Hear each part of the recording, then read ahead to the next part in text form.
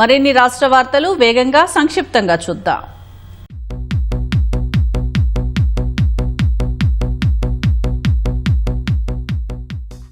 Congress party Telangana media publicity chairman గా Bhuvanagiri MP Chamala Kiran Kumar Reddy బాధ్యతలు స్వీకరించారు. ఈ సందర్భంగా సీఎం రేవంత్ రెడ్డిని ఆయన మర్యాదపూర్వకంగా కలిశారు. సీఎం చామల కిరణ్ ను ఆత్మీయంగా అభినందించి శుభాకాంక్షలు తెలిపారు. మీడియాకు అందుబాటులో ఉండి ప్రతిపక్షాలకు దీటుగా సమాధానమిస్తానని చామల పేర్కొన్నారు. 21 ఏళ్లకే నిండు జీవితాన్ని కోల్పోయిన యువతి మరణంలోనూ మరో 2 జీవితాల్లో వెలుగులు నింపింది. జగిత్యాల జిల్లా ధర్మపురి మండలం కమలాపూర్ గ్రామానికి చెందిన లక్ష్మణ్ గంగా దంపతుల కుమార్తె లావణ్య ఇటీవల రోడ్డు ప్రమాదంలో మరణించింది. కుటుంబ సభ్యులు ఆమె కళ్లను ఎల్వి ప్రసాద్ ఆసుపత్రికి అప్పగించారు. లావణ్య భౌతికంగా లేకపోయినప్పటికీ ఆమె చూపు మాత్రం మరో 2 జీవితంలో సజీవంగా నిలవనుంది. హైదరాబాద్ మియాపూర్ పోలీస్ స్టేషన్ పరిధిలోని జీఎస్ఎం మాల్ ఎదురుగా ఉన్న సర్వీస్ రోడ్డుపై బెలూన్లలో గ్యాస్ నింపే సిలిండర్ ఒక్కసారిగా పేలింది. ప్రమాదంలో 4 వ్యక్తులు గాయపడ్డారు. రద్దీగా ఉండే మాల్ ముందు ప్రమాదం జరగడంతో స్థానికులు, వాహనదారులు ఒక్కసారిగా భయాందోళనకు గురయ్యారు. క్షతగాత్రులందరినీ సమీపంలోని ఆసుపత్రికి తరలించారు. పోలీసులు ఘటనా స్థలానికి చేరుకుని కేసు నమోదు చేసి దర్యాప్తు చేపట్టారు.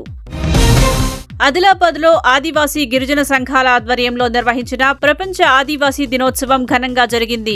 ఆదివాసీ గిరిజన సంఘం రాష్ట్ర ప్రధాన కార్యదర్శి పూసం సచిన్, ఆదిలాబాద్ మున్సిపల్ చైర్మన్ అనూష ముఖ్య అతిథులుగా హాజరయ్యారు. తొలుత కొమరం భీం చిత్రపటానికి పూలమాలలు వేసి నివాళులర్పించారు. అనంతరం ఆదివాసీలు ప్రదర్శించిన సాంప్రదాయ నృత్యాలు అలరించాయి. వారితో కలిసి మున్సిపల్ చైర్మన్ అనూష కోలలు వేశారు. 12 ఏళ్ల బాలికపై అత్యాచారానికి పాల్పడిన కేసులో నిందితుడికి పోక్సో ప్రత్యేక కోర్టు 10 ఏళ్ల కఠిన కారాగార శిక్ష విధించింది. హైదరాబాద్ ఫిల్మ్ నగర్ కు చెందిన మహమ్మద్ మోసిన్ 2019లో తన బంధువైన 12 ఏళ్ల బాలికను పలుమార్లు లైంగికంగా వేధించి అత్యాచారానికి పాల్పడ్డాడు. బాలిక అనారోగ్యానికి గురికావడంతో తల్లి ఆరా తీయగా విషయం వెలుగులోకి వచ్చింది. దీంతో కేసు నమోదు చేయగా విచారణలో నేరం రుజువు కావడంతో కోర్టు శిక్ష విధిస్తూ తీర్పు వెలువరించింది.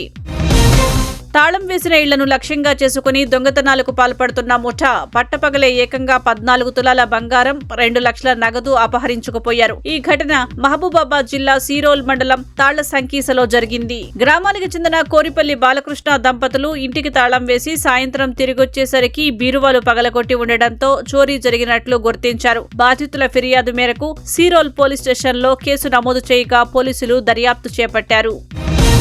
మేడ్చల్ మల్కాజ్గిరి జిల్లా ఎల్లంపేట పురపాలక సంఘం పరిధిలోని రావల్కోల్లో భారీ చోరీ జరిగింది. గ్రామానికి చెందిన బందెల ముత్యాలు కుటుంబ సభ్యులు ఇంట్లో లేని సమయంలో గుర్తు తెలియని వ్యక్తులు తాళాలు పగలగొట్టి చోరీకి పాల్పడ్డారు. 9 తులాల బంగారం, 80 తులాల వెండి, 2 లక్షల నగదు దోపిడీ జరిగినట్లు బాధితులు తెలిపారు. పోలీసులు సంఘటనా స్థలానికి చేరుకొని పరిస్థితిని పరిశీలించారు. చోరీపై కేసు నమోదు చేసి దర్యాప్తు చేస్తున్నారు.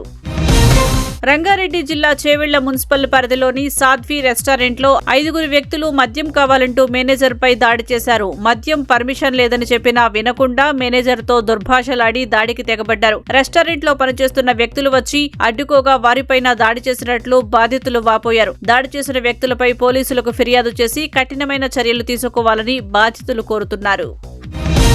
హనుమకొండ జేఎన్ఎస్ క్రీడా మైదానంలో 2 రోజులుగా ఉత్కంఠభరితంగా సాగిన రాష్ట్ర స్థాయి అథ్లెటిక్స్ పోటీలు ఘనంగా ముగిశాయి. రాష్ట్రంలోని 33 జిల్లాల నుంచి వచ్చిన సుమారు 1811 మంది క్రీడాకారులు వివిధ అథ్లెటిక్స్ విభాగాల్లో సత్తా చాటారు. వరంగల్ జిల్లా అథ్లెటిక్స్ అసోసియేషన్ ఆధ్వర్యంలో 5వ రాష్ట్ర స్థాయి జావెలిన్ పోటీలు, 1వ అండర్ 6 కిడ్స్ అథ్లెటిక్స్, 12వ రాష్ట్ర స్థాయి యూత్ అథ్లెటిక్స్ ఛాంపియన్షిప్ పోటీలు నిర్వహించారు. విజేతలకు మెడల్స్, సర్టిఫికెట్లు అందజేశారు.